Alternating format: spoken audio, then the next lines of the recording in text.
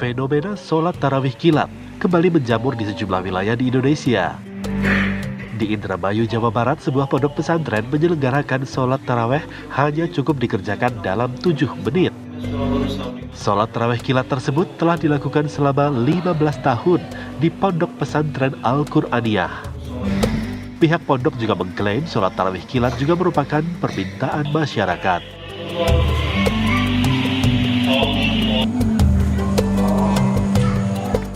Di Jombang, Jawa Timur juga terjadi fenomena sholat tarawih kilat. Di Masjid Nurul Iman, Desa Janti, Kecamatan Jogoroto, Jombang, Jawa Timur, pelaksanaan sholat tarawih berlangsung hanya 10 menit. Sholat tarawih 23 rakaat ini pun dilaksanakan dengan gerakan dan bacaan super cepat.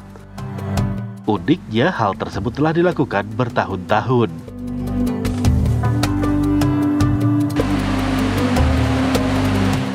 Jika di Indramayu dan Jombang sholat tarawih dilakukan dengan super kilat, berbeda yang terjadi di Magetan, Jawa Timur.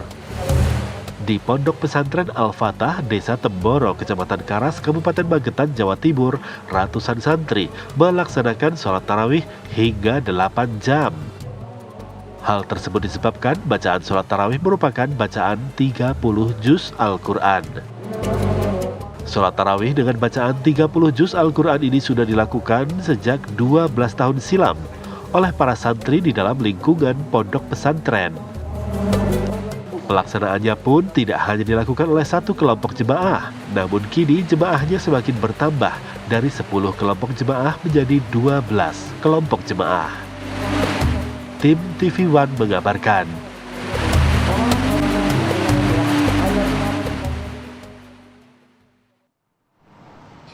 Ya, tarawih ada yang super cepat, ada yang cukup lama, memakan waktu 8 jam. Ini sebenarnya hukumnya seperti apa? Kita juga akan bergabung dengan 3 narasumber yang sudah bergabung di lewat Zoom. Sudah ada Kiai Haji Asroum Niam Soleh, Ketua MUI Bidang Fatwa. Assalamualaikum, selamat pagi. Assalamualaikum, Pak Kiai.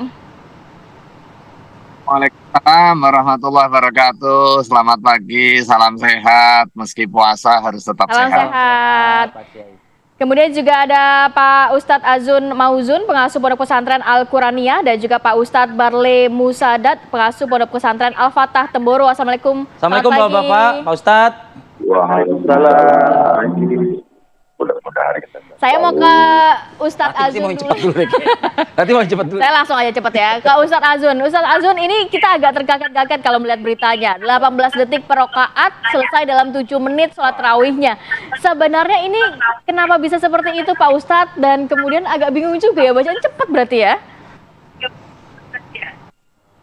Jadi tarawih kilat di pesantren kita ini sudah hampir 15 tahun, Mbak. 15 tahun ini karena permintaan masyarakat sekitar dan para santri untuk mempercepat gerakan sholat yang ada di pesantren kita ini.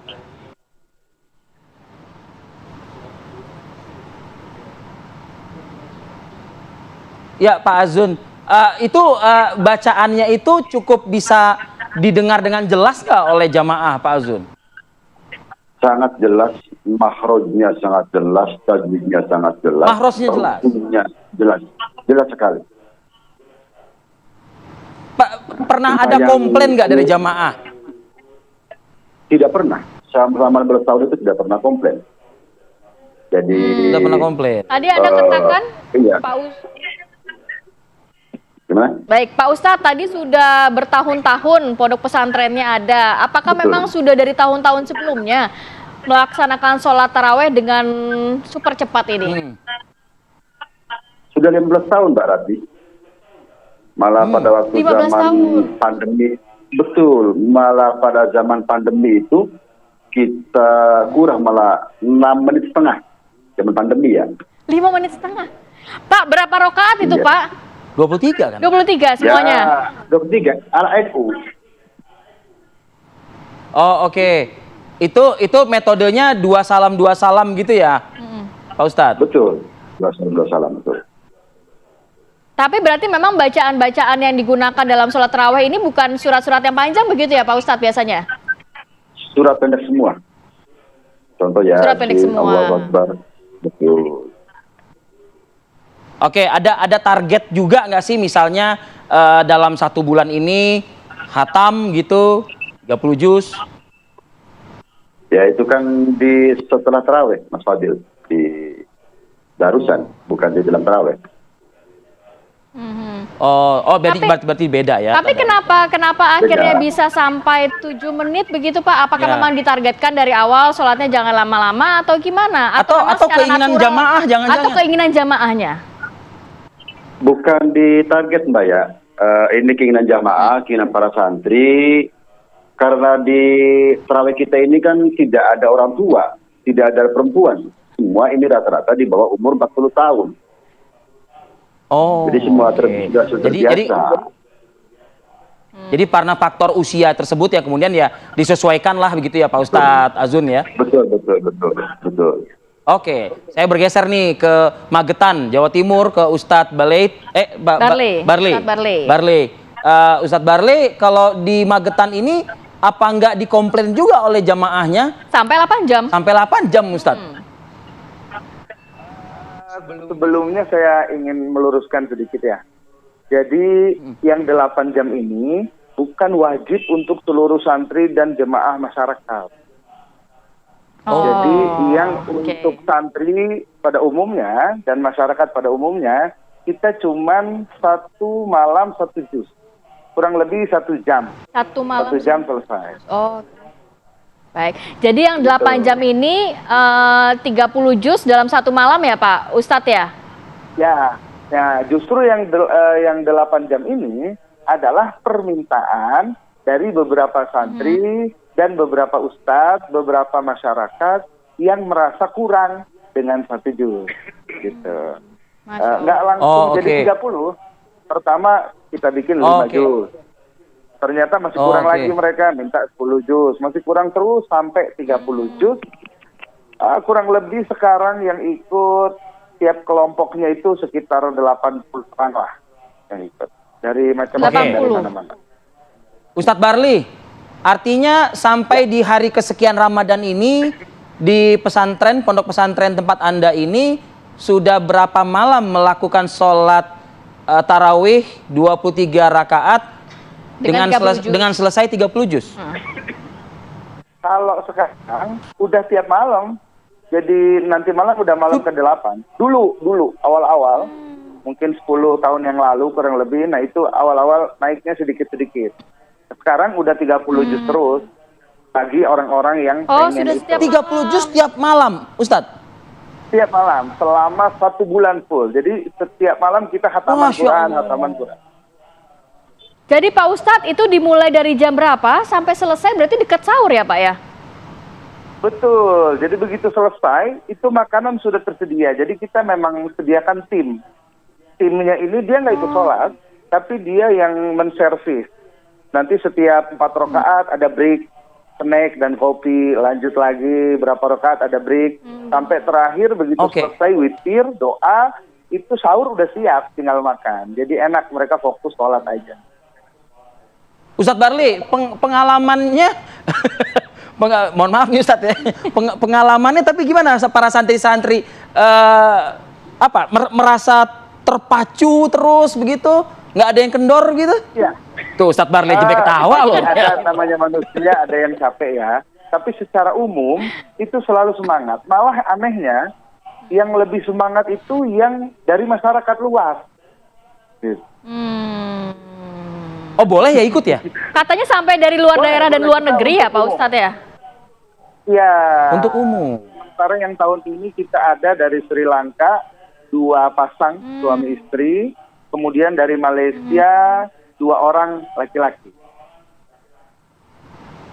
Oke nih kita coba mungkin melibatkan Majelis Ulama Indonesia dalam hal ini mungkin bidang fatwa nih ya, Pak Kiai Asronun Niam. Pak Kiai menyikapi adanya fenomena ini nih Pak Kiai.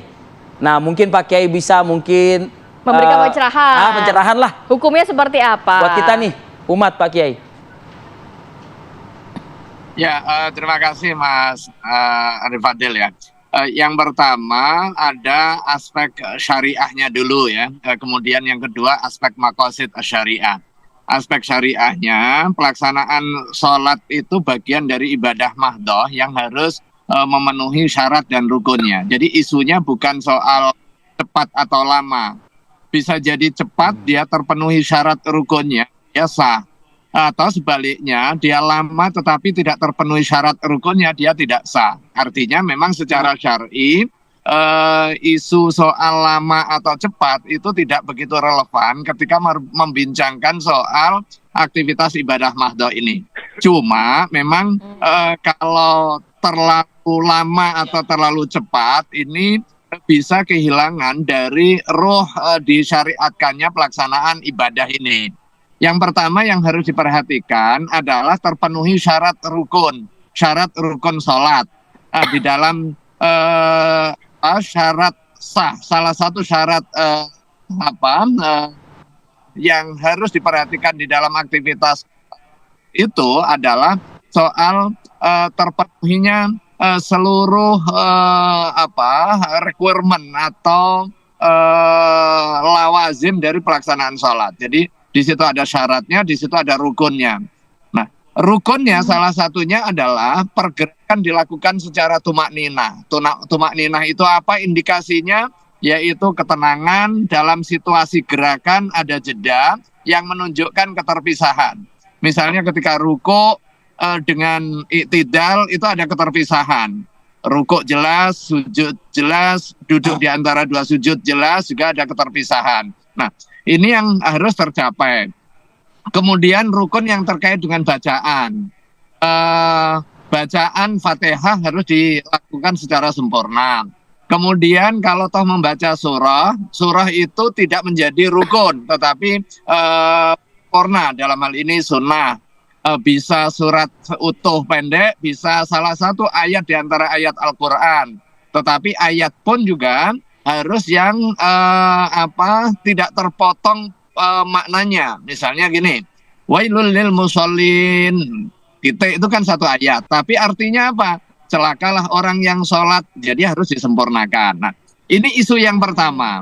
Kemudian tuntunan baginda Rasulullah SAW, memang kalau berada di dalam jamaah makmumnya itu beragam, itu diminta untuk meringankan. Jadi idza amma ahadukum annas falyukhaffif. Apabila kamu mengimamin masyarakat yang plural, yang jamaahnya dari mana saja, itu peringan. Karena apa?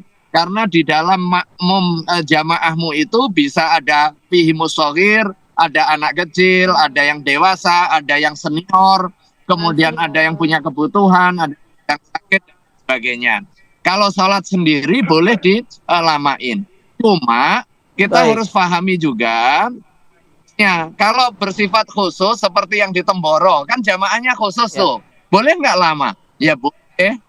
Kemudian yang di Al-Quraniyah, boleh nggak cepat? Boleh, tapi total syarat rukunnya tetap terpenuhi. Nah, kayak gini gerakan nih misalnya, begitu imam sudah berdiri, nah ini salah satu ketentuan di dalam jamaah, harus ada pengikutan makmum kepada gerakan imam. Kalau imamnya sudah sujud sementara belum sujud, baru mau sujud kemudian makmumnya sudah duluan atau duluan makmumnya, ini bisa menyebabkan ketidakabsahan salat. Baik Pak Kiai. Oke, kita lanjutkan nanti diskusi kita Pak Kiai dan juga para ustadz. Usai jeda berikut kami akan kembali.